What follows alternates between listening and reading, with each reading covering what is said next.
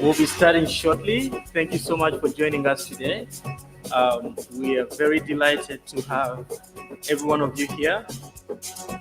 This is Men and HIV, and we have a very powerful panel of speakers, and I'm very, very excited for the conversation we're going to be having starting now. In terms of background, so this is a UNAIDS and WHO co-hosted event, and we are talking men and HIV. While tremendous progress has been made in combating HIV/AIDS, it is crucial that we acknowledge the unique challenges faced by men in utilizing HIV services. UNAIDS, together with WHO, have collaborated to develop a new framework for engaging men with person-centered services. This session today will launch that new framework and will build on the PCB thematic session and introduce a transformative concept aimed at addressing the unique challenges faced by men in accessing HIV services. We will explore in this session challenges faced by men in accessing, in recognition that often they encounter significant barriers in seeking and receiving appropriate HIV services. My name is Angelo Kagwa Katumba. I'll be helping to moderate this session. I'm standing in here for very big shoes of my friend and colleague, Nelson Otoma, who was supposed to be our session chair, who was unable to travel for the conference. I hope I'll do justice to it. And thank you, Wole and Licious, for inviting me to be part of this. Our speakers, we have a very, very powerful panel. We'll be having Dr. Wole AMEYAN, who is the focal person for men and boys, including voluntary medical male circumcision at the WHO headquarters in Geneva. We'll also be having Dr. Lisa Mlenga, who is the program director of the Bill and Melinda Gates Foundation funded medical male circumcision program, SUSTAIN, in health practices at Genesis. That particular grant provides technical support to the South African government to roll out their VMMC program. And really, I'm delighted and excited to be joined by Mr. Robert Seranga, who is the Minister for Youth and Sports and Art in Buganda Kingdom, which is also where I come from. I'm from Uganda, and I'm a very proud Muganda. A professional accountant with 15 years in business consulting. He has 10 years in senior management. He's an agricultural entrepreneur, a trainer, a farmer, and the Chief Executive Officer for Agrarian Systems Limited, and is the Chief Executive Officer for Ngabi Clan. He's the team leader for Buganda Youth, Sports, and Art. So we're joined by really, really powerful speakers. And without further ado, I'm going to open it up to our first speaker, Dr. Wole AMEYAN from WHO. Thank you. Thank you very much, Angelo. And it is a delight for me to be here and to stand in front of you to discuss what has been on the sidelines of conversations for quite a while. You would have seen going around the different satellites that even though we haven't really focused on men have been in one way or the other, part of the conversation. So I think it is fitting that on this day, close to the last day, we're all tired, but I think we should all power through and have a conversation surrounding men and HIV. So today I will speak on 4 core areas. First is, a bit of an intro on whether focusing on men is a distraction or an imperative. I think we are all coming to hopefully the same realization now that a strong focus on men is an imperative, and I'll be showing you just a few data, but also some of the discussions we're all having on making sure that men are part of the conversation. Secondly, I will speak about the impediments. So if we know that we really need to focus on men, what is really stopping us? What are the barriers to us getting to where we need to be regarding men? And then thirdly, we look at the solutions. Gladly, we're not just sitting and, putting our hands akimbo and saying, okay, there's nothing we can do. There is a lot we can do, and hopefully we can go through some of the solutions together today. And then finally, I will just indulge, a bit with some thoughts, some final key messages that I think we will need as we move forward with this conversation. Now, is it a distraction or an imperative? This is what many of us are quite familiar with. So it's the 95, 95, 95 in terms of getting people tested, putting people on treatment and on virus suppression. It is very clear that men are quite behind. Indeed, up to 10 percentage points behind women on the 390s. As you can see, on treatment, it's 86 to 78, and on virus suppression, 81 to 73.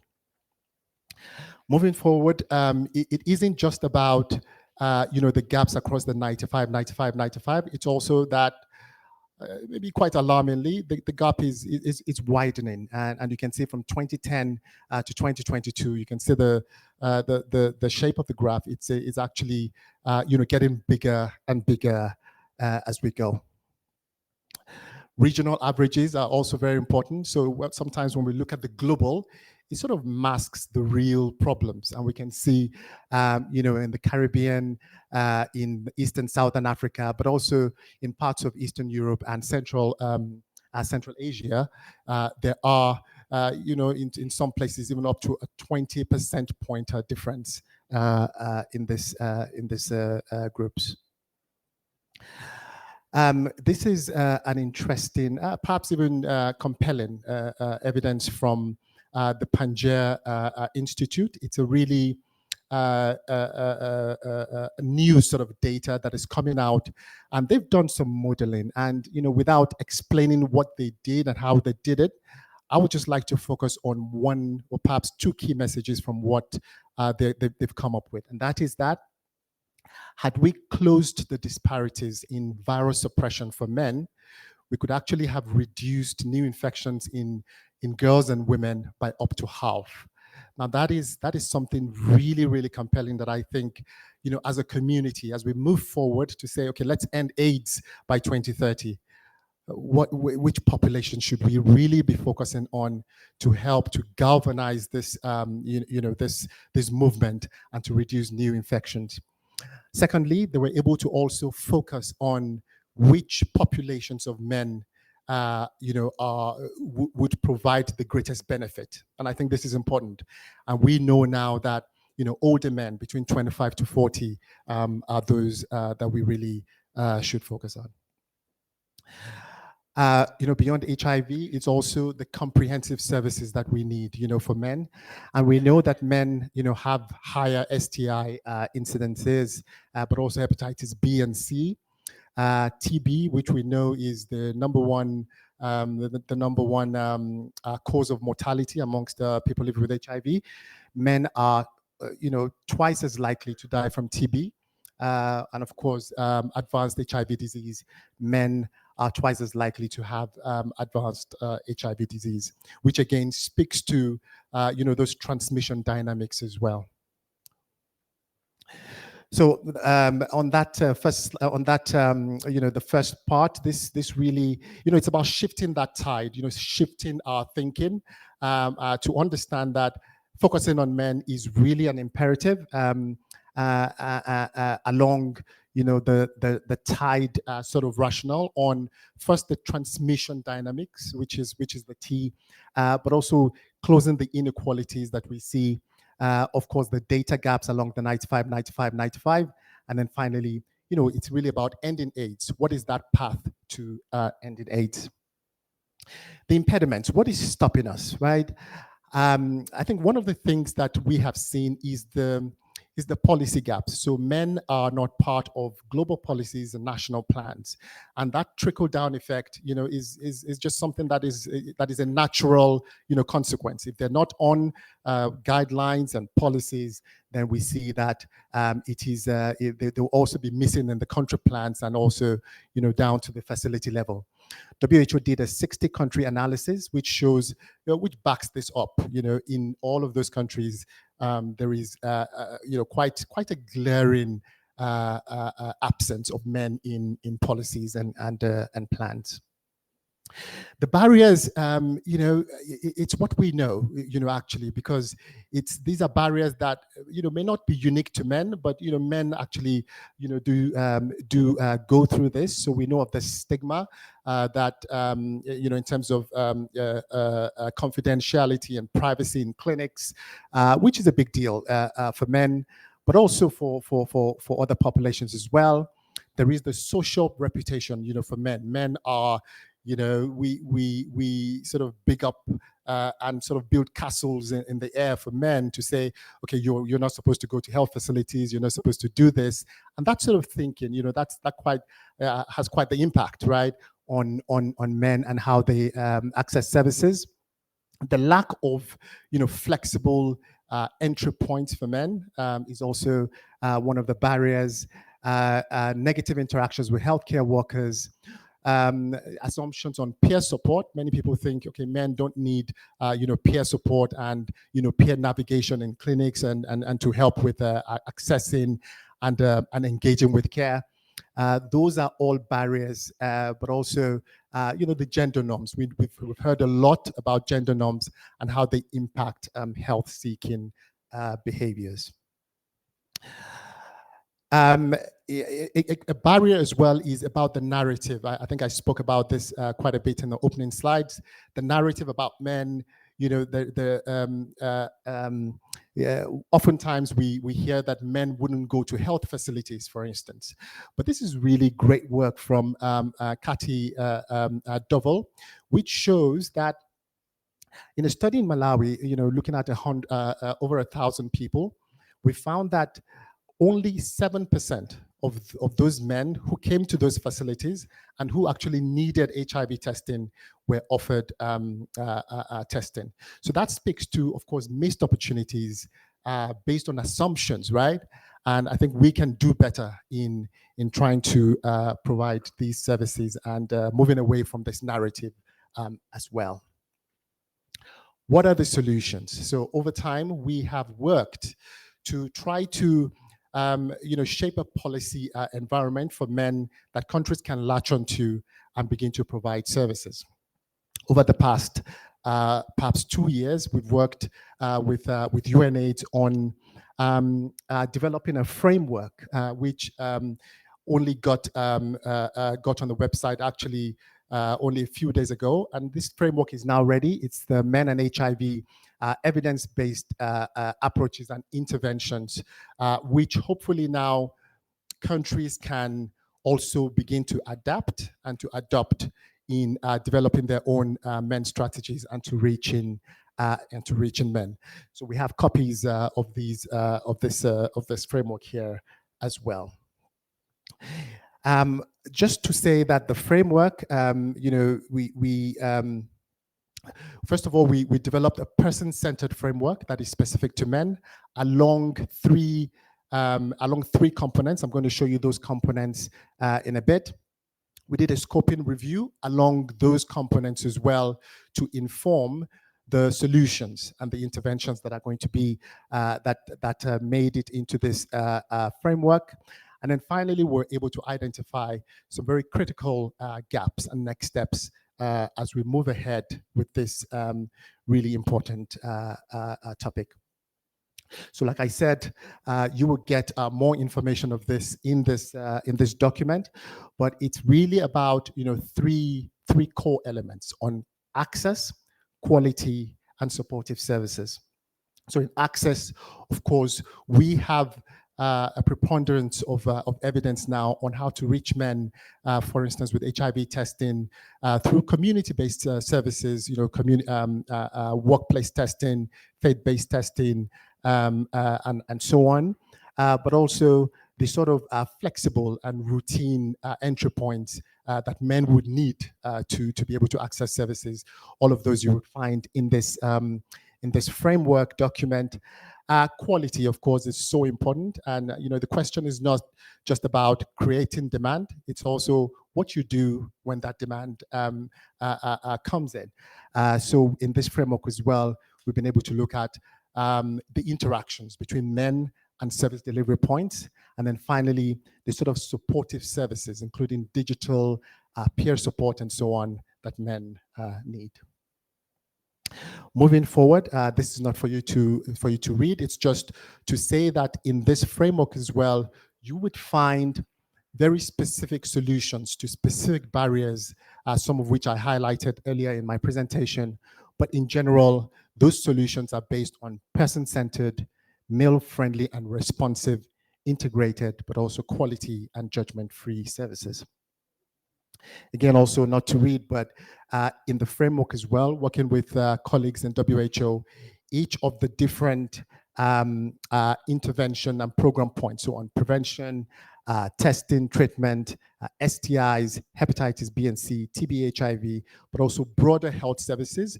We have sort of a package of evidence-based interventions that we already have from our numerous documents at WHO. Moving on, and as I think round up, it is, beyond the policy is also about plugging the coordination gap.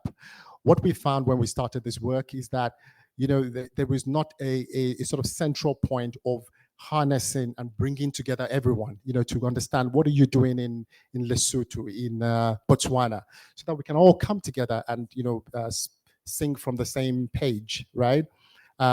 We have now the Global Men and HIV Technical Working Group, which is doing an incredible amount of work to bring people together who are interested in this topic and to begin to continue to provide country support, to countries and to provide information as well, which is also really critical.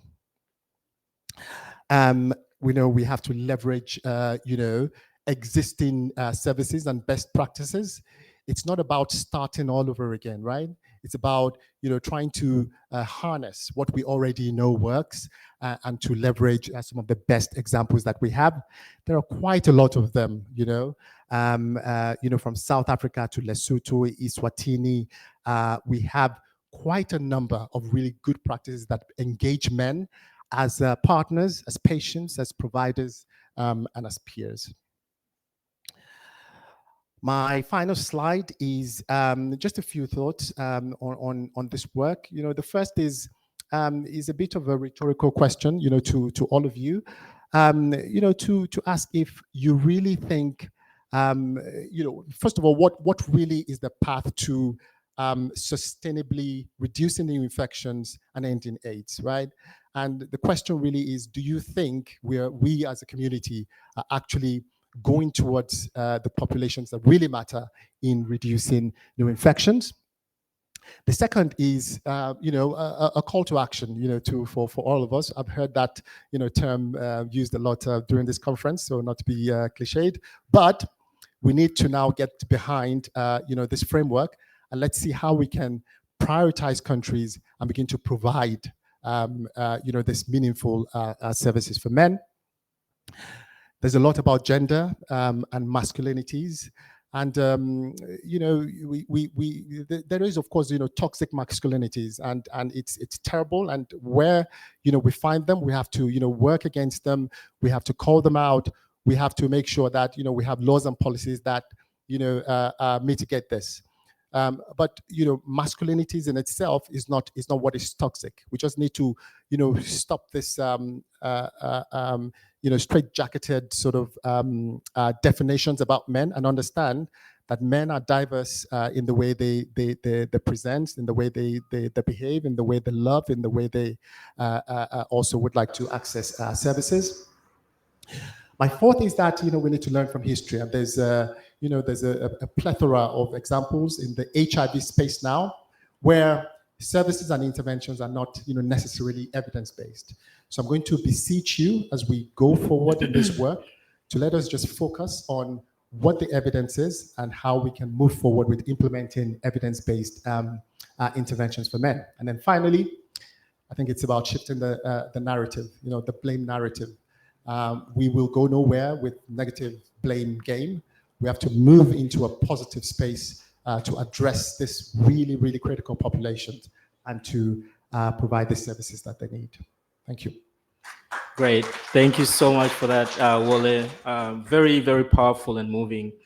And I know that you and the team at UNA is with my friend Lisha has put in so much to get us that framework. So congratulations on that. Our next speaker is Dr. Lisa, and she's going to be speaking to us about from VMMC to broader men and boys strategies. Dr. Lisa, over to you. Thank you. Thank you so much. I hope everyone can hear me quite well. Right, so I just want to state from the onset that I'm conducting this presentation on behalf of the National VMMC Program Manager for the South African VMMC program who couldn't make it.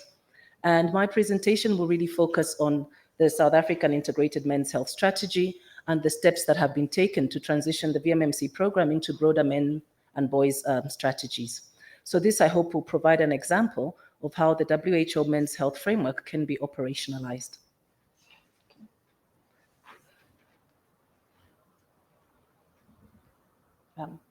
Backwards, backwards, backwards, backwards, back, back, back, back, back, back, back, backwards. No, that's not the beginning. Backwards. Back. Yeah, there. Thank you. Sorry, Wole. Let's go to the next slide now. Thank you. So this slide's really just wanted to highlight that the South African VMMC program has conducted approximately 5.5 million circumcisions from its inception in 2010. And this really is to highlight the potential of the VMMC program to attract men into health services and to allow men to interact with the health system and different health services that are provided, particularly at primary healthcare level. So what the South African government has done, they have leveraged the VMMC program as an entry point towards comprehensive men's health services. So the rationale for this really was, of course, we all know now, especially during this conference, that men do show poor health-seeking behaviors and are less likely to engage with the health services. So the program then provided insights on the willingness of men to access healthcare voluntarily and highlighted missed opportunities to provide comprehensive care to men for essential services that are not offered within VMMC. So just in terms of the integrated strategy, this strategy has been developed in the context of broader health systems and health services strategies in South Africa, and it is aligned to the findings from the landscape analysis that was conducted in 2019, which focused on men's health services, and is also aligned with existing South African health policies and strategies. So in terms of the strategy itself, I just want to highlight here what the package of services or what other elements are considered within the strategy. So the strategy was basically to drive improvement in the overall health and well-being of all South African males, and includes cross-cutting areas such as increasing demand for health services amongst men. It also wants to increase the supply, quality, and accessibility of health services and create an enabling environment in which men's health services can be provided by ensuring laws, policies, strategies include the engagement of men. So in the strategy, the target groups lie amongst adolescents, young men, and older men. So adolescents aged 10 to 19 are provided with key components or service packages as follows. So there's HIV testing, TB screening, HPV vaccination, diabetes, behavior interventions, hearing, sight, and oral screening, but of course also education about body image and other sexual and reproductive health issues. Young men aged 20 to 34 are also provided HIV testing, TB screening, STI screening, hepatitis B and C, screening of non-communicable diseases such as diabetes, hypertension, and high cholesterol. Mental health also plays a key role here, as well as addressing sexual disorders and other behavioral interventions. Older men aged 35 and above are offered the same as young men. However, there's also a component of prostate and testicular cancer screening. So in order to better understand the requirements of implementing a comprehensive men's health program, the South African government commissioned some pilots that were conducted in KwaZulu-Natal province. So these pilots were implemented in 29 facilities, And program reviews were conducted in 8 of these sites in 3 districts over a period stemming from October 2022 to February 2023. So the aim of these reviews really was to assess progress and provide an opportunity for early course correction. And the objectives for these pilots included deriving lessons learned to inform scale-up of the program within provinces and then nationally, to identify the various service delivery models for men's health program, and to establish an efficient approach to integrating men's health into primary health care. Finally, it was also to establish how the program can leverage existing VMMC systems and resources. So in terms of finding, it showed, the finding shows that there's a significant amount of men, that there was an increase in men accessing healthcare with the introduction of the men's health program. There were higher screening rates for prostate cancer, sexual health, mental health, and substance abuse for men. Services were differentiated for various subpopulation, increasing access to them. STI treatment remains the most sought after service by men, highlighting the need to identify high-risk populations and provide high-impact HIV prevention services. Demand for sexual reproductive services and screening increased at sites that only had male service providers. Key lessons learned through these pilots were that a significant number of men prefer to be seen by male healthcare workers, and men are willing to come through for men's services, despite popular belief, and men actually do need differentiated services to increase access. The models that are more patient-centered allowed easy access to care and more subpopulations for men to access these services.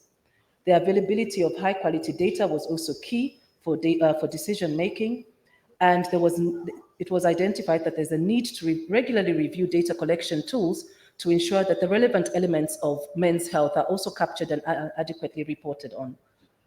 Finally, using existing resources and systems facilitated implementation.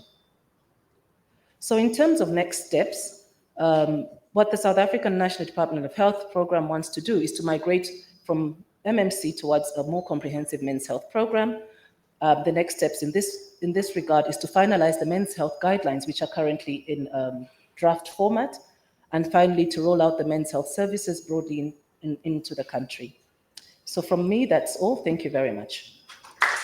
Thank you so much, Dr. Mlenga, for sharing that case study from South Africa.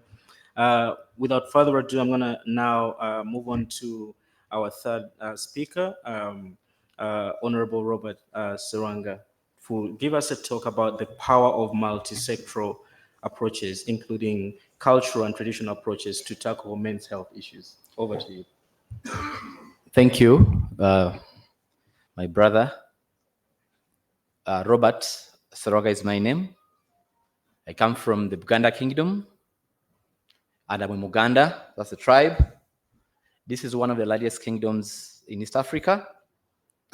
And Buganda, the Baganda are about 14 million people. Luganda is spoken by 30 million people in Uganda.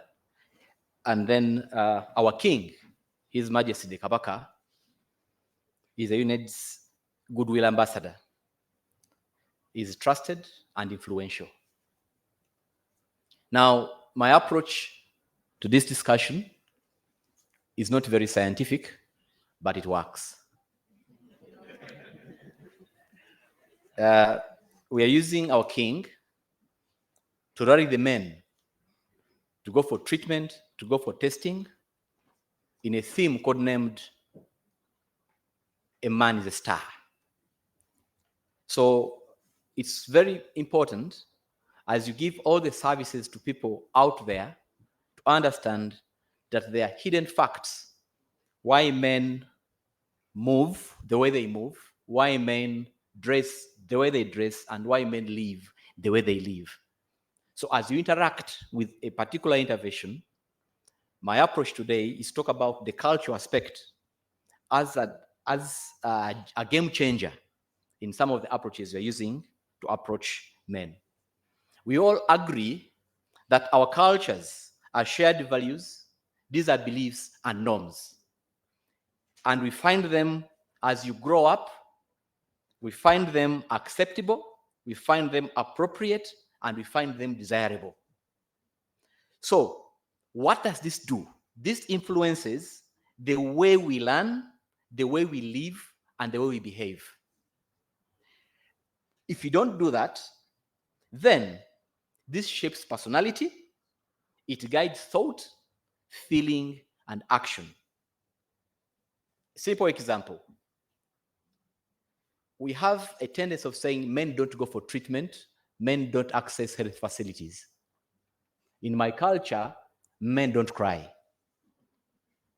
Okay? A man stands as a man. Even when you fall down when you're a kid, they say a man doesn't cry.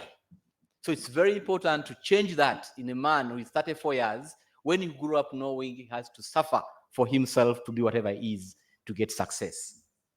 We believe strongly that a man is the head of the home. And ladies find that desirable and appropriate. They don't complain, they don't do anything about it. So it's important that people who head cultural institutions like my king come out and offer a service to change the norms, to change the beliefs, to include science and the present-day current affairs. Now, this has been done through learning men into from different activities. The first activity is that our king appears about 10 to 12 times a year in public. And these are football matches. These are, you've seen, men are sitting in their different quadrangles and they're being communicated to in our local way. It is through those that discipline was inculcated into children, growth, responsibility are inculcated by that. Now, in Buganda, we have got about 54 clans. These are clan heads we can call chiefdoms, headed by one person. And this is what we do to make sure that men come together as men. We sound drums to come. We give information to have all that done. So you saw the birthday run. You saw the Kabaka doing all that kind of activity. The Kabaka has done this, is now the Goodwill Ambassador. And then we've seen many aspects changing. Personally, I'm the Minister of Youth, Sports, and the Arts. Now, all our activities have a message for men. Go test. When you test, go for treatment. When you treat, take your drugs. It is a key aspect in all our activities. If it's a football match starting, it's a birthday run starting, if it is a comedy show, if it is school competitions, we have all that message out there. And then the king comes out and stamps it with authority to have everybody follow in the same rhythm. So what am I saying here? That if you don't look at the cultures of different institutions that you have, and you have them inculcated in the various interventions you do, then the breakthrough for men might be hard, given other factors like literacy levels, access to communication, access to technology, and all the diverse aspects that are changing within the communities. Now, that is our story that we do. And in this story, since 2016, 2020, we've looked at an increased knowledge on HIV status, moving from 89 to 94%. Now, HIV treatment has moved from 64% to 92%. Now, men have gone being tested and have gone for treatment. We have also seen a decrease in infections by 52%, right from 2016. Now, that's the data we are having, and that is the beautiful way that our king has started our kingdom in Uganda and Uganda at large in the fight and achievement of the 95, 95, 95. I thank you. Thank you so much, Honorable Saranga. That's powerful, another powerful presentation. And with that, I'd like to open it up. We've had from 3 powerful speakers. I'd like to open it up to the audience for any comments or questions. We have one in the front, another one in the front, and in the back. Please come introduce yourself, and please keep your question to about a minute if you can. Thank you. All right. Thank you very much. Mine is a comment. I'm Pusela Zomaja from Elizabeth Kleiser at ECPAF and working in support to the Minister of Health in Lesotho. So just wanted to say that really the framework is very welcoming for us, and also definitely in agreement with the Minister of Health, would like to really participate within the technical working group. But we also just wanted to really highlight some of the work as well that we have done. You know, that's why it's very important that this framework came in, because we started the men-friendly services around 2016 to 2017. And before we did that, there was a bit of a focus group discussion which was made through men to how they really do want the services to be provided. And rightfully, our colleagues have indicated, that the males were identified to be very important for us to have nurses, to have lay workers, to have professional counselors, which are men. And definitely we have seen an improvement really in terms of retention, viral load, TB case identification, as well as HIV within that. So what we're currently also doing is really venturing more in terms of where we've so much so talked about adolescent girls and young women.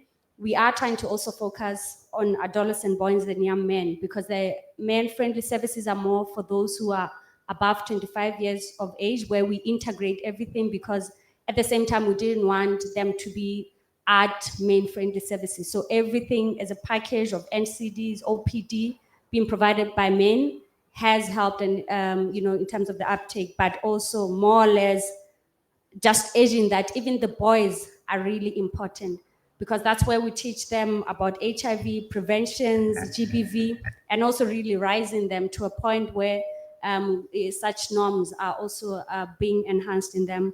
I mean, with the Ministry of Health, I think what we also wanted is, you know, to improve is more or less like in policy gaps and also advocacy, where we've been talking about really having a champion, like Uganda is saying, through our king as well, who we believe, you know, would also help and facilitate in such discussions.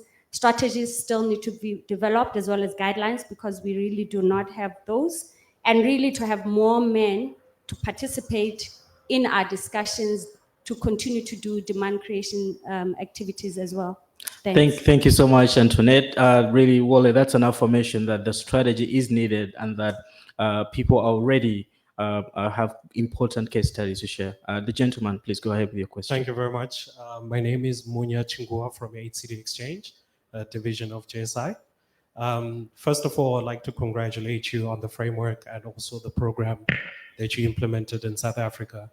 My question to the minister is, what are some of the best practices to engaging such leaders? We've seen cultural leaders being somewhat responsive to these initiatives, but how do we move that to faith-based leaders? Because mostly in Eastern and Southern Africa, that's where we face the challenge. Over. Thank you. We're going to go all the way to the back.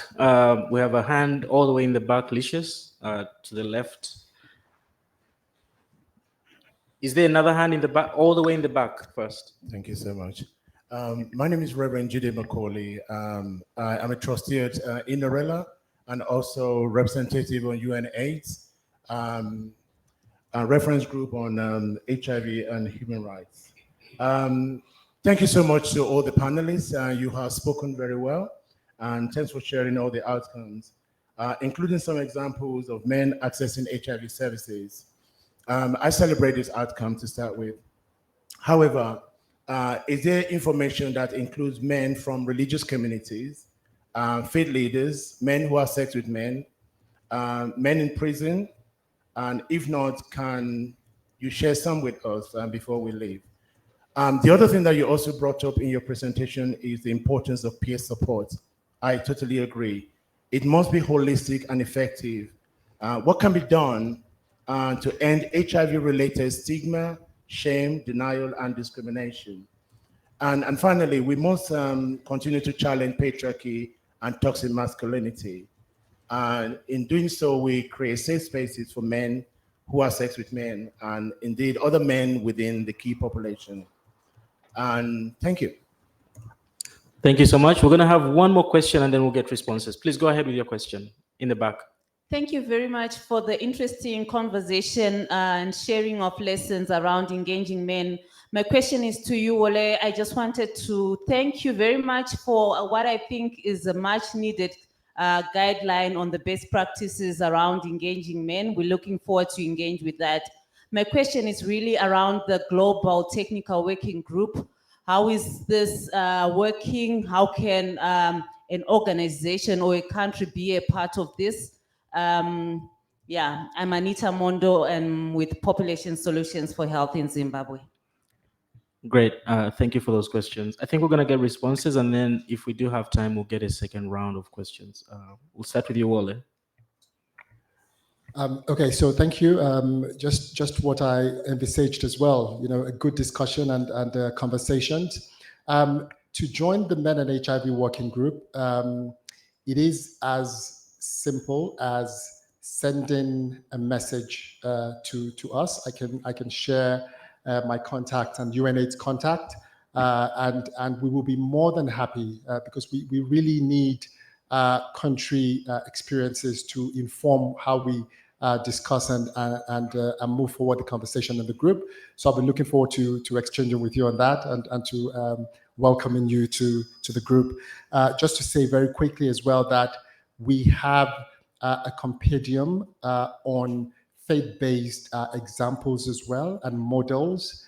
At the WHO, we also have a very strong key populations team that is doing you know, some really great work on engaging key populations. So I would invite you to you know, just visit the website.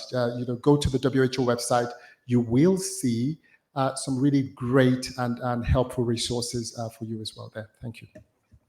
Thank you. And actually, I would like to add, there is the UNAIDS PEPFAR Faith Initiative as well that I would encourage the Reverend to join, and I'll give you details about that. And anyone else who is interested in anything faith-related, please, I will be in touch. The Honorable Minister. Thank you. One of the aspects that I want to bring out clearly is a special thanks to all those involved in the science of making this world a better place. So you're doing a great job. And also a special thanks to UNAIDS for all the work that they're doing to have and even involve us to see that we can have a game to play.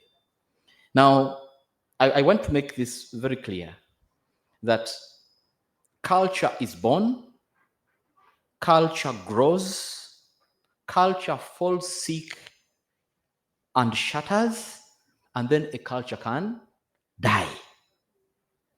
But the key people you must go through to have some of these traits, some of these norms change, to have them be followed by the next generation, because the world has also changed, is by involving an influencer who people in the community. And that is the only way you're going to see a drastic change, and you'll even be surprised the speed at which the change will take place. So as we do all this type of aspect, we need to look at which norms are bad in that particular culture that needs to die out. And then which norms are good, like circumcision, that needs to be born in a particular culture. And give this time. If you bring something new to Buganda, for example, make sure it comes in, let it be born, let it grow, okay? So time in this aspect is very key to have a practice change and to have a science adopted. Thank you. Thank you so much. I'm going to now, there wasn't a question for Dr. Mulenga, but I'm going to now give 30 seconds to each of the speakers to give us their closing words before we wrap up. And I'm going to start with Dr. Mulenga. Right, thank you so much, and thanks again for the opportunity to talk. So I just want to say that, you know, looking at VMMC as a program that really attracts hundreds and thousands of men into the health system, it would be a good start to use as a springboard to provide more comprehensive services for men. And this has been demonstrated clearly by the pilots that have been conducted in KZN. And just to touch a bit about, you know, religious leaders and other community influencers, in all of this, it's important to, engage the gatekeepers and the influencers within communities to push for such initiatives to be successful, with a focus on having the community also buy into such services. And finally, I just wanted to highlight also that in South Africa, the Zulu Prince is quite a key influencer and advocate for HIV prevention services as well as TB, and really does rally his cohort